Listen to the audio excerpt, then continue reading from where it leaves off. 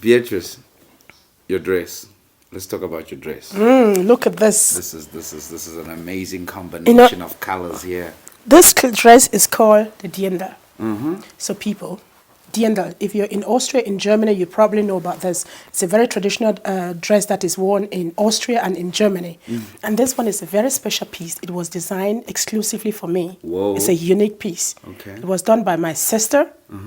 She's Cameroonian born. Okay. She lives in Germany for over 40 years now. Okay. And she had this vision of creating a world that fits into who she is. So she thought about taking this German traditional dress and then sewing it, keeping the pattern, but using African fabric. And she calls this Diendl à l'Africaine. Okay, you want to take note of Diendl à l'Africaine. Her brand is None. And Rame, thank you so much for making this dress for me. Don't be mad at me. I got the shot in because the other part, I couldn't find it. But you see, we're all very creative. And doesn't this look good, Rame? Smashing. We're going on to Follow Me to Africa, the transformational journey back home. It's been exactly 12 months today since you embarked on what many will call a perilous journey back to the continent that gave you life. You call it your transformational journey. Why? It was a very, very important journey for me, Radile. It was not easy. When you have lived in an environment like I did in Austria, 20 years full of achievement, that constantly creating things. You have recognition. You have been nominated for 14 awards. You have 9 of them, not just in Austria, but in Europe and in the US. You run conferences. You know almost everyone. Someone told me in Austria, when you have a problem, call Beatrice. If she can't solve it, she knows someone who can solve it. So that's basically who I was. And when you're in that space, you seem to think that you have arrived. You think you know everyone. And that's when change becomes extremely impossible, extremely difficult. Because you think like, well, I've always been here. I've learned the language. I teach in this language. I write books in this language. I can call any minister and talk to them. So, but things are not going well with you. I know quite a lot of Africans who are stuck when they get to this point because you fear to go back home. Oh, yes. Again, when shit happens and you run out of cash, that's the time that you don't even want to think about going home. No. I think you know what I'm talking about. You think if I have to go home expects me to bring a suitcase full of money. I should have a bank account. I should have a piece of land. I should come with a big car. I should come with Gucci and Chanel and whatever. Bling, I had none of those bling blings. And so I gave up 20 years of what was like life. Sure. And I left my kids behind me. I packed 2 suitcases because I knew I had to find myself again. And to be able to find myself, I have to leave behind everything that had looked like myself, which apparently wasn't. I was living like in a cocoon. And I was living a life that I thought people wanted for me. And so this journey is transformational because I gave myself that permission to let it all go in order to embrace who I become. And I had to overcome my own fears. And today I'm just asking myself the question, why didn't you do it earlier? I'm happy here. Everything is not yet in place, but what I have achieved here within the last 10 months that I've been in South Africa, and believe me, I'm still going through my bottleneck of getting the formal papers to be here.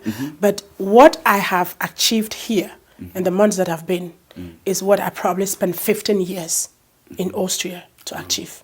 So just to tell you how massive the transformation is. And the transformation, you may not see it's not in terms of money. It's in terms of my own personal growth. It's about who I become and what kind of conversation goes up in my mind today compared to the kind of conversations that I had when I was in Europe. One chapter from your book, FMTA, we'll call that Follow Me to Africa, carries a very skeptical and discouraging messages of some of your friends when you told them about your decision to move back to Africa.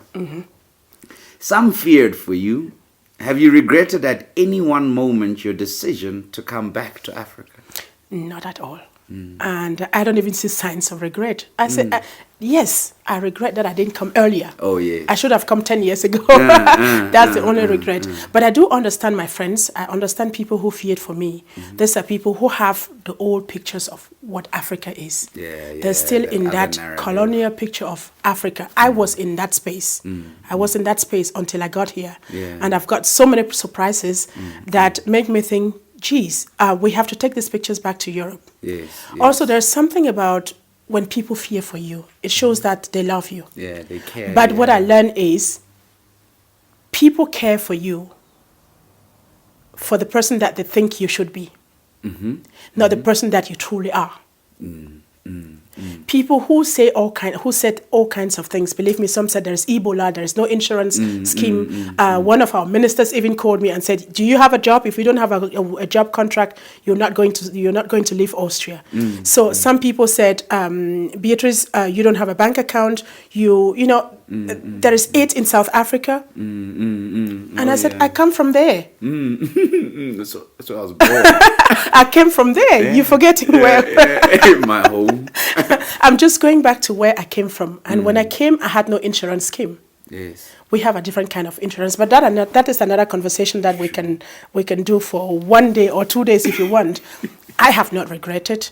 I understand people who feared for me. What I'm saying to you out there, if you did fear, look at me today, come celebrate with me, follow me to Africa and see another Africa that you've never seen. And if you are an African, you're living anywhere in Europe, and you still have the kind of pictures that I have in my head, I am a testimony that the continent has changed and that this continent needs you. If you come with a mindset to learn, not the mindset that you're coming to teach Africans anything. Hey guys, Africa is dynamic. Africa is vibrant. We're living a new generation of Africans in the new Africa. You want to be here? Follow me to Africa. Following you to Africa, definitely. Many would have expected you to go back to Cameroon. Why did you come to South Africa? Why did you choose South Africa? I am an African. A proud African. In Europe, people tend to ask me, where do you come from? Where do you come from Africa? How do we say good morning in Africa? In Africa. Wow.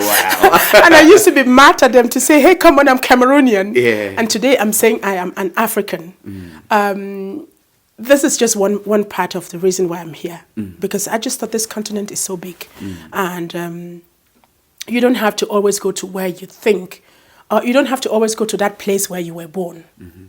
I was born on this continent, in a spot called Cameroon. I am still a Cameroonian, but I am above all an African. But let me give you a very practical reason why I chose to come to South Africa. This may be very interesting for you if you're in the space where I was, if you're struggling with the decision of whether you should move or not. I moved when everything went wrong for me. Moving back to Cameroon would have been a disaster. I probably would have turned my back and go back to Europe because I had no piece of land, I had no money, I had no bank account, I had no car, I had no such things that they will expect someone coming home after 20 years to have.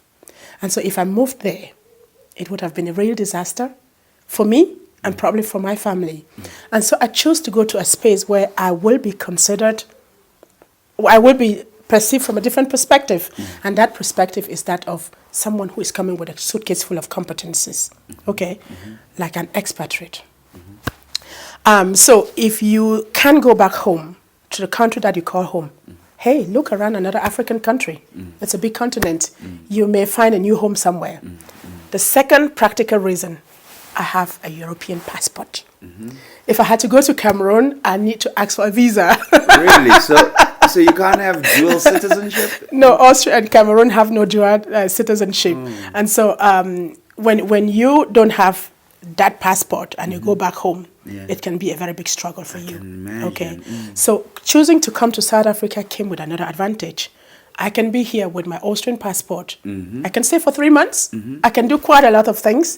So what I'm trying to say is, when you think creatively, you find alternative answers. There's just no need for you to get stuck when you can go to another space.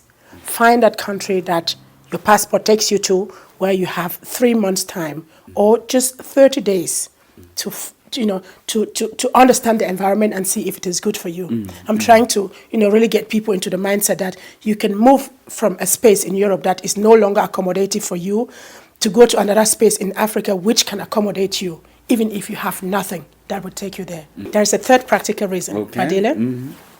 My children are biracial. Their father is Austrian. Taking them to Cameroon would have meant that they will not see anyone like their father. They will see less people like themselves. South Africa, the Rainbow Nation, offers this. There's a mixture of people here. So when my kids come here, they will see people like their father, they'll see people like themselves, they'll see people like their mother in every sphere of life. And so it's something that you don't explain. And when you can identify with people in that space, it does a whole lot to you. And especially for our kids, black kids that grow up in Europe, they grow up to see everything black connoted or associated with negative poverty, illiteracy. Those are the pictures that they have. And coming here and seeing that black people can be in leadership position, they can excel in business. People like them are everywhere on posters on the street, not in a negative way, but in a very positive way, can really go a long way to restore the dignity of these children. And this is the space where I want my children to be in. So the choice was easy. And then on top of it all, Madiba is in South Africa. Ubuntu, which is the philosophy that I have been working on since the past 4 years, which has become my lifestyle, is at home in South Africa. So every reason pointed to South Africa. South Africa, here I am. Happy to have I'm happy to be here. That's the great thing about our country. It allows for many people from different parts of the world to share in to their way of life. We want to not completely take everything from far away, but sort of improve it with ours. Sort of like we can work together towards a common understanding of what being a human being means. And that is in the vision statement that you embody, Radile. I love the vision statement in the sense that it really shows people what South Africa is. And it's not something that is coming from you. It's from the development, the National Development Plan, which means South Africans have recognized and written this for South Africans. And so we just need to take it out. It's in the papers, and you put it very well in that beautiful picture. That's what makes me so passionate about the Vision Statement 2030. And people in iTunes, you want to download and listen to that vision statement. Quite a lot of South Africans that I've listened to, I have the feeling you don't know what potential you have. You don't know what you have in your country. You don't know what you have in that vision statement that was written by great South Africans. And you have people like Radile and his team, putting in all the efforts to take that out. Please, listen to the vision statement. It will transform your life. It will, not because I'm saying it. You just have to listen to it. See where you want to be when it is 2030. What is your position on the table? Listen to the vision statement. It is a necessity. Absolutely. And from the vision statement, continuing with positivity. So what have been your biggest positive moments so far in this country? We missed one. Okay. We missed one, Robben Island. Robben Island, yes. Wow. I had to go to, when I was writing Follow Me to Africa, I visualized this cell. This 46664. Oh, yes, the cell I number. Visualized it. But just standing in front of that cell and seeing it again, live. It's amazing that a guy like that, a guy spent so many years in that small space, came out and impact us the way he does, think and act the way he does. Many people will be completely frail. They will be so fragile, they will not even leave. And so this gave me that power. It was such a moment when I stood in front of that cell, saying, Madiba was in here. This was his house for so many years. And some of the ideas and the quotes that we cherish, that I got in Follow Me to Africa. In Follow Me to Africa, each chapter starts with a quote from Mandela. It was like some of them came out of this space. Just being there was such a light bulb moment for me. It was such an emotional moment. I still have to go back there. I think there's quite a lot to hold out of Robben Island in terms of so much positivity Absolutely. to hold. We know Robben Island like some place that is, holds that bad history. But I think there's so much positivity that we can hold from there. And it's like from a difficult experience, you can withdraw some puzzle. You can draw something to grow from that. Actually. From challenges, from pain. Yes, from- and he says it by himself. So he says the time that he spent in isolation was a time that he really used to go into himself, to do his own transformation. The time that he spent in isolation made him the better person that he came out to be. Yes, and yes. not the bitter person. Made him, that world leader, well-acclaimed leader, who is at the same time an ex-convict, like he normally says. So Robben Island gave us the Mandela that we know today to be a great world leader. An He's icon that guy of the world. Right. And he's the most quoted guy in the world. Can you imagine that? Yeah. Someone who was in prison. An African. Some African. And he is an African. Like you and I. Yeah. Do you know what that means?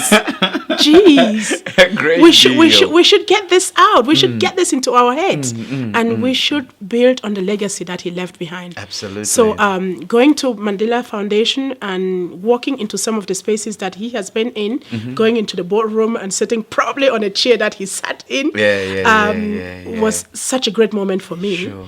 And it just gave me the reason to believe that I'm in the right place, and that the future is in the making here, and we are all in it. Yes. We are that generation. That's It is upon us to be great, as he said. Sometimes it falls upon a generation to be great. Yes. We are that generation. That it has fallen upon. Yes, and Follow Me to Africa is just uplifting that vision. It's just, a small contribution to being that generation. Wonderful. Ladies and gentlemen, we spoke about Beatrice's positive experiences in South Africa. Now, what about the challenges? I saw the question coming. Hey, give us about the challenges. There are many challenges here, we know, but there are challenges everywhere. The challenges, one thing I want to say is the challenges that I face here are different from the challenges that I face in Europe. Yeah.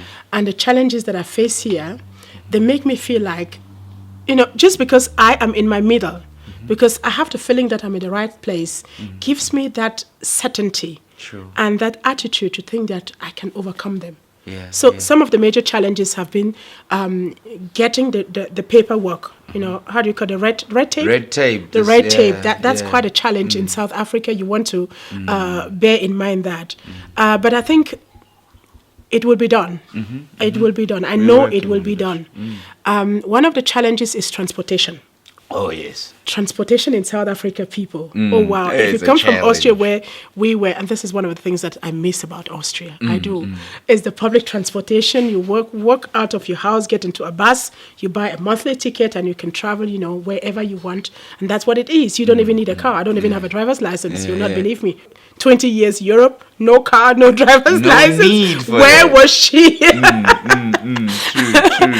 True. So I see many people in South Africa, they have their cars, they have their driver's license. Wow. And one of the challenges is transportation. Yeah. Another one is, I think this is the 20 years Europe in me. I just have it difficult when you're on stage speaking and people don't listen. Oh, yes. I find it so impolite. My dear Africans, I just have to say this. If someone is on stage speaking, that person is there to share something with you. And if you can't proactively listen, it's so impolite. So what is the point of coming there if you can't listen to that person? So I still find it a very big challenge. People may say you're African, that's the African way of doing. But I just think, yes, it's good to have that temperament. Sure. It's good to be lively. It's good to socialize. But that moment when you get into a space and someone is on stage to speak, it's not just polite out of politeness sake. It's also from the point of learning. Someone has something to share with you. Absolutely. And if you miss that conversation, you miss an opportunity. And that opportunity may be one that could transform your life. Absolutely. So I still have a challenge coming to terms with the fact that when you get into such a gathering, you'll be talking and people will be talking and it's like no one is listening to the other. I could turn back my decision to the 30th of June when I gave up the keys of my apartment and got my kids to move to their dad, I do everything the same, with the exception that I will run faster.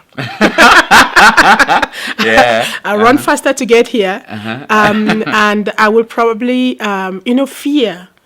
Even though I overcome my fears in the book Follow Me to Africa, in that conversation, my Ubuntu conversations, I still had a suitcase full of fear. And some of these fears, they accompanied me and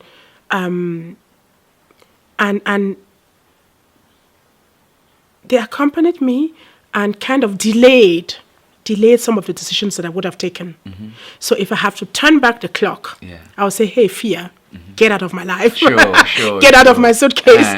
We don't need and you. I will embrace some of the challenges from a more positive perspective and get them done rather than, letting fear keep me away from doing them, from undergoing them quickly. And if I had to, I will pay no attention. I will have no perfection on my table, not in my neighborhood, and not in my suitcase. And I will have what will people say, not in my neighborhood. There's just a set of people or sayings or emotions that I will not have in my space because they keep me away from going faster than I want to be. And I know it is possible. So if I had to turn back the clock, I'll do some things faster. But there's nothing that I will want to leave away. I will journey the same way. You'll go the same way, yeah? In a faster speed. Absolutely. No regrets. We live with no regrets. Okay. You are a multiple award-winning social entrepreneur in Europe, known for your commitment to the rights of black women and their families, and later to diversity and inclusion. Your very high-profile conference brought together some of the best-in-class diversity and inclusion professionals from around the globe, making you one of the best connect and influential black women in Europe, as the Black Women in Europe blog listed you in 2010. You have an impressive track record of 40 nominations, 9 awards. You were and are still the first black woman to have stood for parliamentary elections in Austria. Why would someone with such powerful credentials let it all go to start all over again in Africa with just 2 suitcases? Sometimes when I hear people talking about this, you say, so what? Yeah. Does that make me different from who I am today? Does this pay my bills? Yeah, 14 nominations. 14 nominations. Yes, 9 they were. awards. Yes, they were. But did they stop me from not being able to pick up my bills? Did they stop me from, did they stop the shit from happening to my life? So sometimes we get so overwhelmed with our past. With our past, with the gadgets, with the awards, with the image that we have, that we fail to see what we could become. So this is something that many people ask, the question that people ask me in Europe. You know this environment, you have this, you have that, you have that. And I said, come on, yes, I have. But is that enough? Is that exactly what I want to have? Okay, I have them. They're already an achievement. But I'm not a happier person. No. I don't have more money on my account, and I'm still struggling. So what I'm trying to say is, sometimes you have all of this. Yes, that's your past. But don't let that stop you from undergoing your transformation. If you have the feeling that you're not who you should be or where you should be. If you don't let some of this past achievement become an obstacle on your journey to becoming someone greater. Okay? All of that shows me that it is possible. When I came to Europe, there was nothing like the Black women's community. Black women, there was nothing. There was nothing like the Black European Women's Council. There were so many things that were not in place. And I came into an environment where I did not even know the language. I did not know the laws. I did not know the social codes. I knew nothing. So if I could do all of this there, hey, come on. I could do much more somewhere else. So recognitions here and back and forth, they became like an obstacle. They became a burden on my way to becoming a greater person. And so it was very easy when I came to that understanding, when I did my Ubuntu conversations, when I got into that conversation with Mandela and found my true self, I said, okay, this is a suitcase that you want to leave behind you, go get another suitcase, pack it properly, and be a better person. Sure. Because you know what it means to overcome challenges. You know what it means to be a creator, to create spaces where there is none. Awards, they will always come, but I think I'm done with awards right now. I don't need any one of them, because when you get the first award, you are overwhelmed. But the truth is, when you get one, it exposes you, and everyone else wants to play with you. And some of the awards, they just come because someone started. The first award is always the best award, because someone recognizes something in you. The next award is just an imitation. People just fall in line. Okay? So I love each one of the awards, but I know it's not because I did an outstanding achievement. It's just because someone wanted to play with me because I had the first award. So I had to get into a point where I said, don't let all this, like they're like dresses you have in your wardrobe. Sure. You can't and then wear you them realize that you can only wear one at a time, or sometimes you outgrow them and no one fits anymore. And that was the case with the awards. So you easily leave them behind because you know something greater is coming. And that's why I'm here. You are a mom of 2 teenagers whom you left in Europe, went to embark on your transformational journey. Do you not miss your kids terribly? No. I think this would be very surprising for many people. Okay. I don't miss my kids, not at all, not a single moment. Okay, and this is where this is the reason. The reason being that it doesn't mean that I don't love my kids. I love them passionately. Sure. I love them. I'm so committed to them, but I'm not attached to my kids.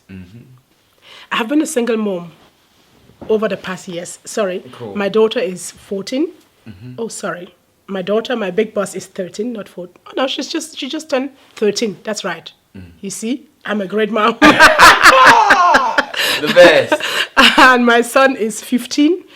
That's an age where children should start learning to become independent. They should start planning their own lives. And we parents, we sometimes get caught to that point where we think we always have to be there for our kids. We think they're our best friends. We think we always have to, get tight on them. And then we want them to leave home when they're 18. And when they don't, we're surprised. You haven't prepared them for You haven't prepared them to leave home. Okay? So I made the decision that I don't want my kids to one day have the feeling that they stopped me from becoming who I become. I didn't want to use my kids as an excuse not to embark on my transformational journey.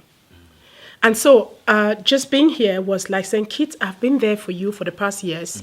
Now it's being me. If I'm a happy mom, if I'm a happy woman, I will be a happy mom.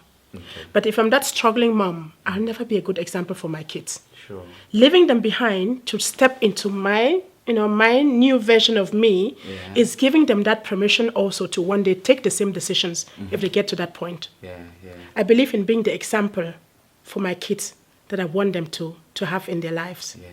I want them to stand up when they get into a situation to say, my mom will do this way.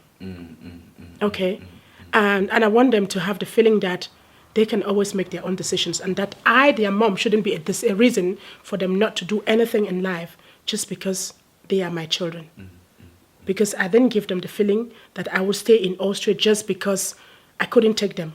So I stopped from going to being, undergoing my own transformation. No. And Radil, I didn't create them alone. They have a dad.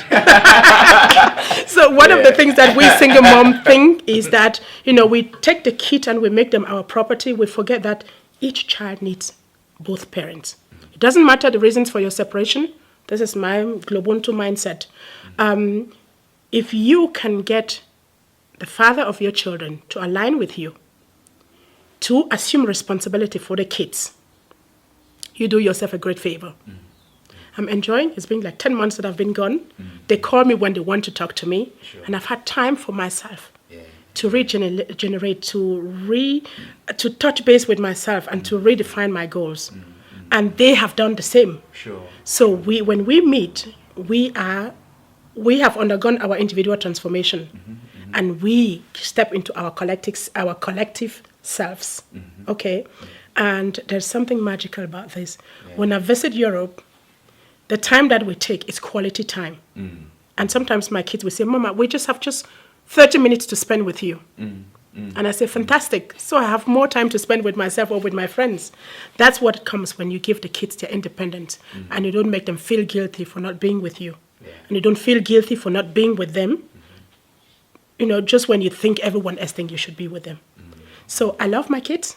I'm very, very passionate about my kids. I'm so committed to my kids, but I'm not attached to them at any one moment. So that's why I don't miss them, and I don't put on my mind onto missing them, and I tell them, hey, don't miss me. And I think they don't miss me, otherwise they will be calling every day. But we think that we are with someone when we are physically with them. Mandela was in prison. Oh, yes. For how many years? And you've been talking to the man. He loved his family.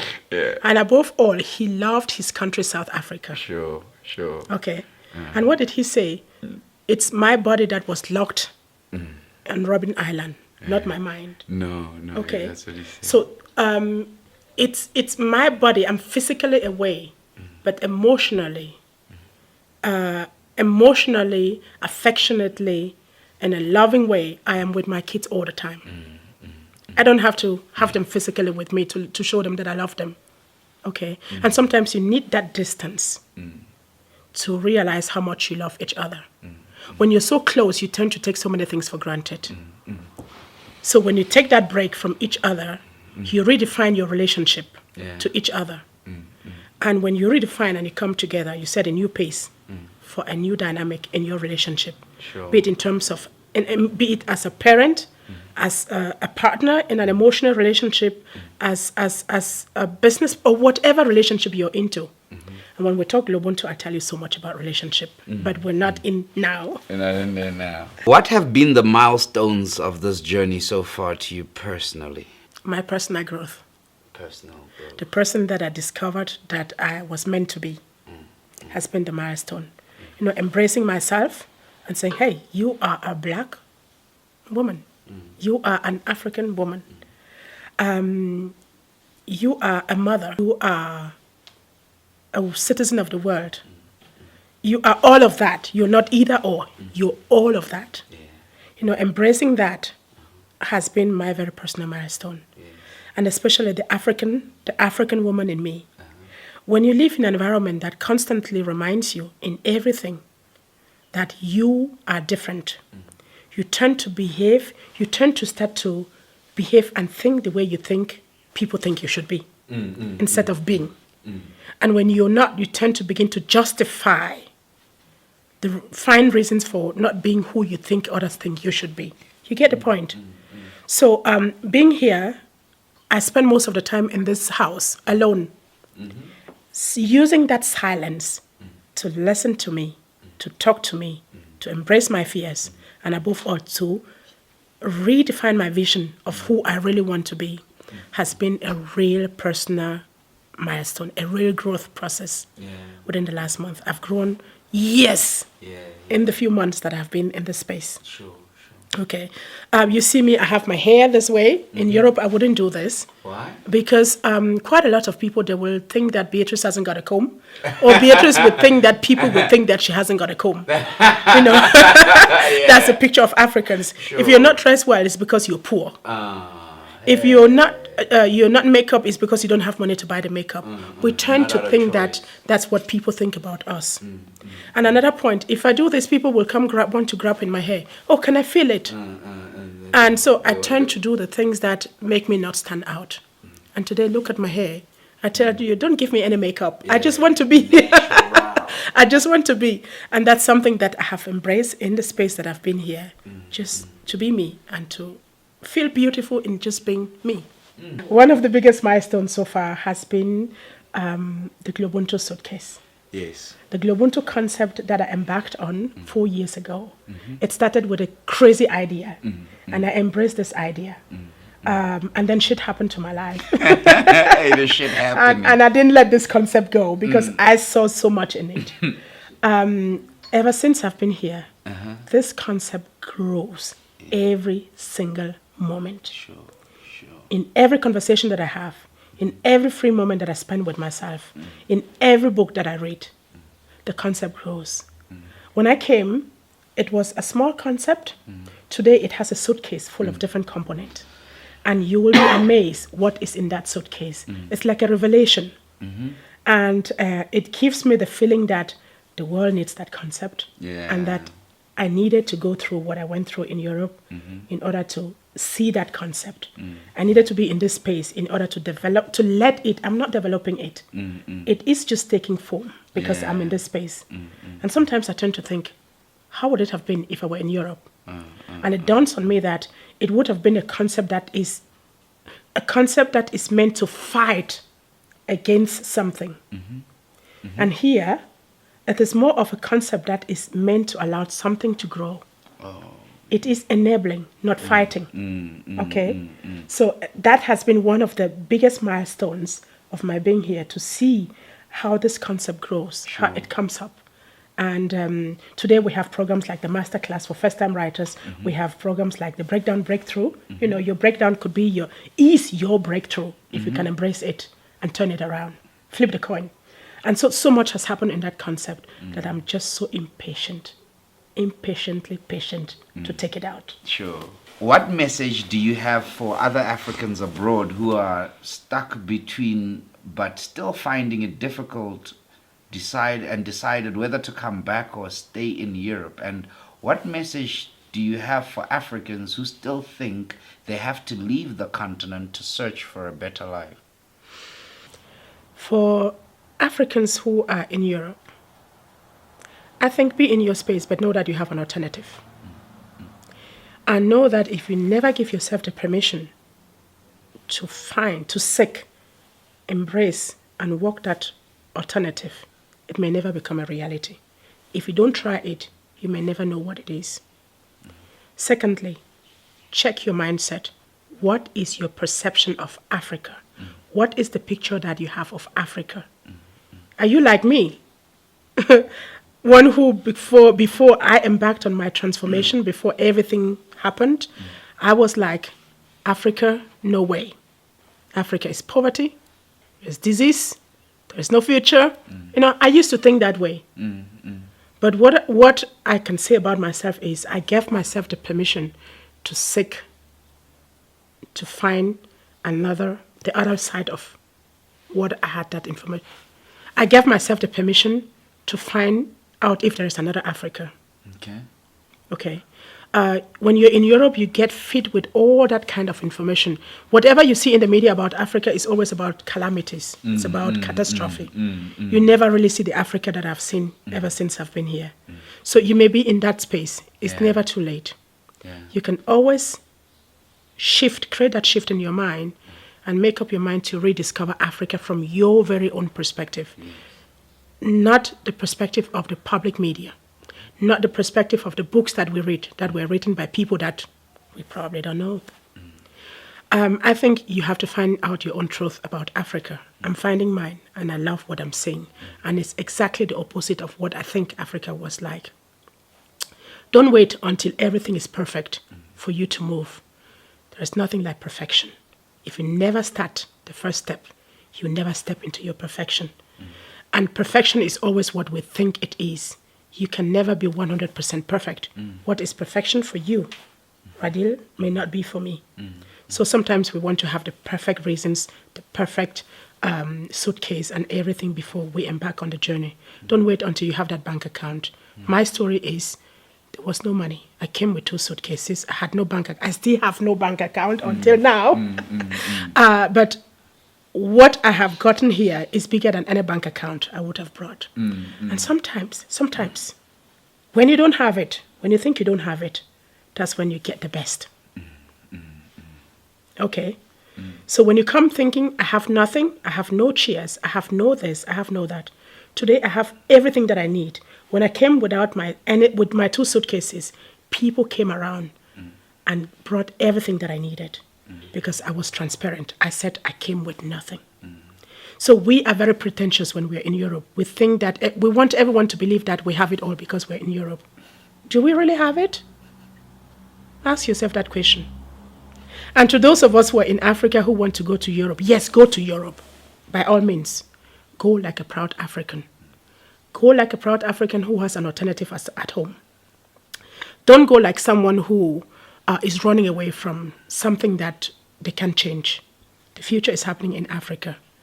And if you're here and you make your contribution instead of complaining, waiting for someone else to, you will see a new Africa that will be your Africa. So instead of going to benefit from a country, from a Europe that some people have created, start creating your own Africa today. It is all in our hands. The number of foreign investors that are coming to Africa, the number of foreigners that are streaming into Africa tells us that Africa holds the future. Look at the statistics. Demographically, we are the front runner. Economically, we are a front runner, even though it's not being communicated. It's not being communicated because you probably are not communicating. You and I. I'm doing my part of the communication.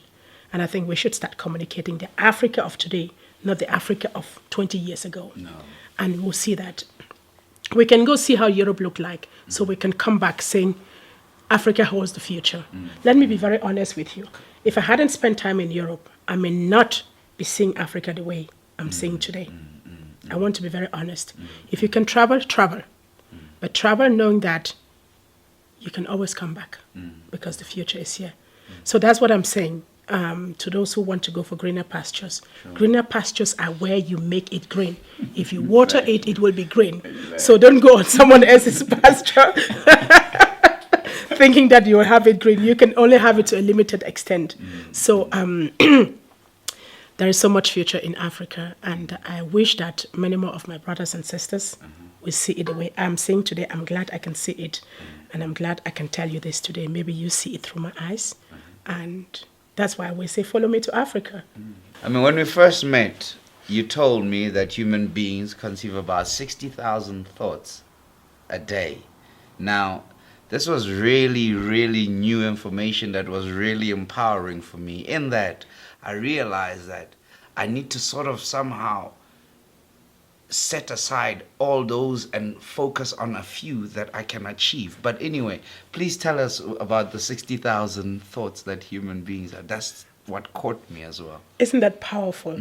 Just knowing that you're capable of producing 60,000 thoughts in a day. 60,000 thoughts in a day. What does that do with you? It's not that you're capable, you do it. It's scientifically proven. So the question is, what are your 60,000 thoughts consisted of? You know, I caught myself. I have a daughter. She's my big boss. And she has this way of really getting on me. Okay. So when she calls in the morning, Mom, what I do is, no. And then I turn around and say, what can I do for you? You know what she will say is, oh, your record player already played. And that's so true. We have that record player in our head. A greater part of the 60,000 thoughts are negative. I can't. What will people say? No one ever did it before you. I don't have the qualifications. I'm too young. I have to wait until the right moment comes. I have to do another training class. I have to finish my degree. So we all have them. All excuses. So they all come each time we want to take an important decision in our lives. That negative chatter comes back and stops us from doing it. Sure. The people who are so positive, they have 1,000 of the 60,000 positive thoughts in a day. But the good news is you can train. That's why the Ubuntu mindset system, our Ubuntu is not a tool. It is a mindset. It helps you in many ways to shift your training, your mindset, and start thinking positively. We have quite a lot of exercises in there. And believe me, when shit happened to my life, I don't say it happens to me. That's part of my thought, the shifting. We say it happens to me, and then it makes us a victim. When I say it happens to my life, it makes me an observer. So I had to get to that point where I started shifting my thoughts. 60,000 thoughts. How many can I shift in a day? And when you do this exercise consciously, it's amazing how much junk you have in you. Okay. So you start by shifting your communication. You choose your words. And sometimes you have to fight. One example is, I always told myself, I'm working hard for my money. But I said, you're working hard, but you don't even have the money. And I started thinking, you should rather work smart. Sure. And saying, I'm working smart puts you on another mindset, on another planet. Already. Hard pulls you down. Okay? So it's really thinking, what kind of wordings do I use when you think about yourself? I am. When you say I am, what comes into your mind? Who are you? And you know something very powerful, Radile? I am is our African philosophy of Ubuntu says, I am because you are. Yeah. That's my passion. I don't want to go very deep into it. It's another conversation. But I am. It's so powerful. Sure. It gives you the permission to redefine yourself in every given situation. I am Radile. And you can tell me who you are. Not who you think I think you should be. Sure. Okay? Yeah. So it's part of that mindset shifting, using the I am to really kind of start checking the conversation that you have in the back of your head. And if you can take every day, shift just 2 or 3 of them, you are on the right track. Absolutely. Within 30 days, you have 90 thoughts. Absolutely. Within 1 year, where are you? Okay, so you have to start it. And that 60,000 thoughts per day really got me thinking about what are they in my head. And it showed me how much junk I have accumulated, and also showed me the power that I had to shift them. And I knew if I don't, no one will. So you have your 60,000 thoughts, you can claim them, you can shift them, or you can make them pull you down. You can make them take you out or pull you down. Sure. It's all in your hands. You have 60,000 thoughts in a day.